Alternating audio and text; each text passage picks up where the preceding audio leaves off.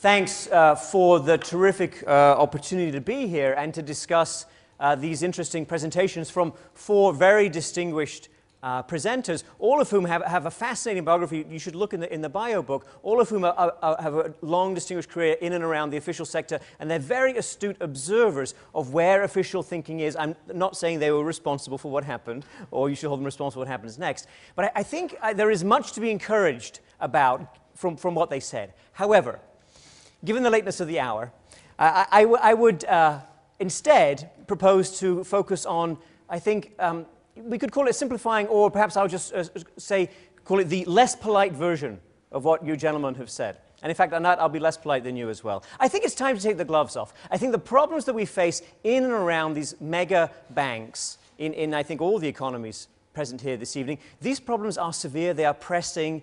The hour is much later than you might like to think.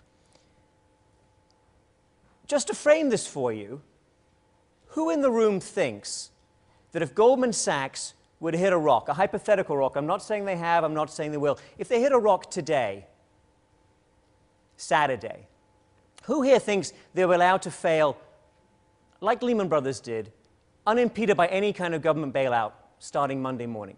Can Goldman Sachs fail?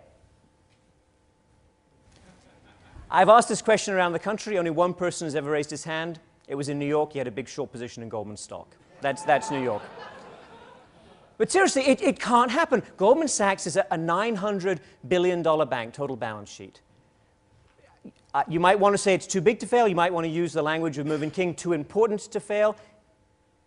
You wouldn't allow it to fail. I wouldn't allow it to fail if it was my decision. You wouldn't either. It's too scary today, given the nature of the global economy. And from that scariness comes power, comes an enormous amount of power. Now, what happened to our ideas to reform this and to deal with this? And let me go through each of these, important points made here in turn.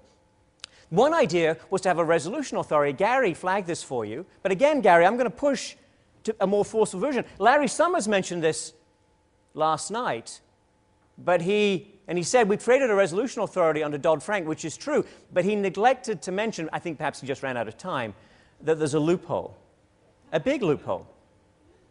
The Dodd-Frank resolution authority doesn't apply to Goldman Sachs or JP Morgan Chase or Citigroup or any other global bank. It's not a cross-border resolution authority. It wouldn't help you, for example, in the instance of Lehman Brothers failing again. That was an intensely cross-border issue, as Gary pointed out to you. We have nothing in terms of resolution authority. We have two choices. If Goldman or Citi does business, they say, in 171 countries. Goldman brags about doing business in 90 dialects. If one of these banks were to be on the brink of failure, you have two choices. Let them collapse in a form of bankruptcy, as was the case with Lehman, or provide them with some form of unsavory bailout, particularly complete protection for their creditors. Those are your choices. The resolution authority approach has failed completely. Gary, you can come back to me.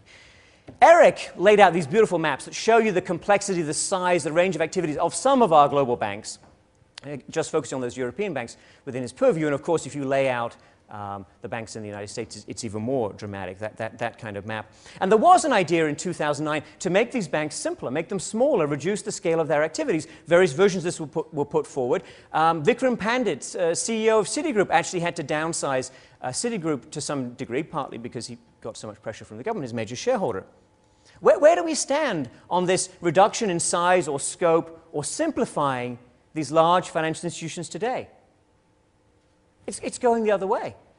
Too big to fail firms, banks have gotten bigger. That's the conclusion of a Bloomberg report I'd be happy to share with all of you. The big European, Jacques Delorossier, the former managing director of the IMF, no less, wrote an op-ed in the Financial Times recently saying, universal banks in Europe are great. They're a source of stability, which I'm sorry, all due respect to Mr. Delorossier, who apparently has been working very closely with the financial sector in the recent decade. That's not true. That's not what happened. That's not the history. Again, Eric, you can come back and tell me I'm wrong.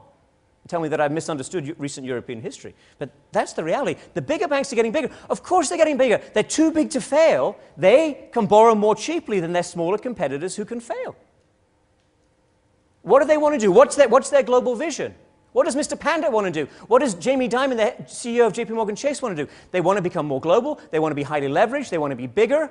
They want to go into emerging markets and take more risk. You can come back to me on that, Andrew, whether that's a good idea, thinking about the implications. Mr. Pandit told the National Journal recently his goal is to build a Citigroup in the image of Walter Wriston, a former CEO of Citigroup, who in the 1970s took in deposits from around the world, lent them on to Latin America and communist Poland and communist Romania, and blew up Citibank in 1982 on the basis of those emerging market loans. Citigroup, by the way, there's been some reference, a number of people have referred to 50-year or 100-year floods.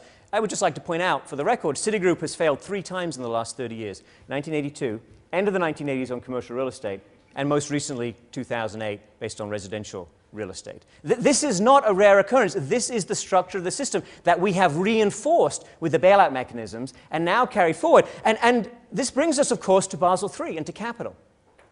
And there was much, again, for me to commend in Claudia's presentation. I do think the idea of countercyclical buffers is the right way to go. But the numbers are not in the right ballpark, Claudio. It's not your fault. It's the Basel III process. It's what national governments want. It's what the bankers have asked their governments to deliver in that process. It is all about capture, cognitive capture at the national level. And I think it's time we talk about that more openly and more clearly, and very much in the direction that Andrew goes. Of course, Andrew won an Oscar for his presentation of these same issues in Inside Job, a movie that I insist you all go and see. But Claudio, seriously, let's talk numbers. Real estate trusts that can fail have 30% common equity relative to assets unweighted. 30%, 3-0. Tell me, you can tell me, anyone can tell me why that's not the right number. Why? And if you don't believe me on the analytics, or if you missed at all the points that INET made, you must look at her web page on the Stanford Graduate School of Business website. It is absolutely compelling, must read on these issues. You can look at the people she's brought with her on this issue, the top names in finance, who are all laying down a challenge for officials and for the private sector. And we're saying, show us why moving towards perhaps it's 30% at the peak, and then on a countercyclical buffer basis, it goes down to 20% when we have the crisis.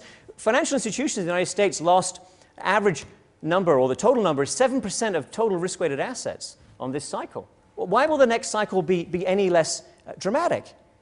And I can tell you, I mean, I think you know, but let me tell you or reinforce to you why this isn't happening. The bankers want to be paid, want to continue to be paid on an unadjusted for risk return on equity basis. Of course they do.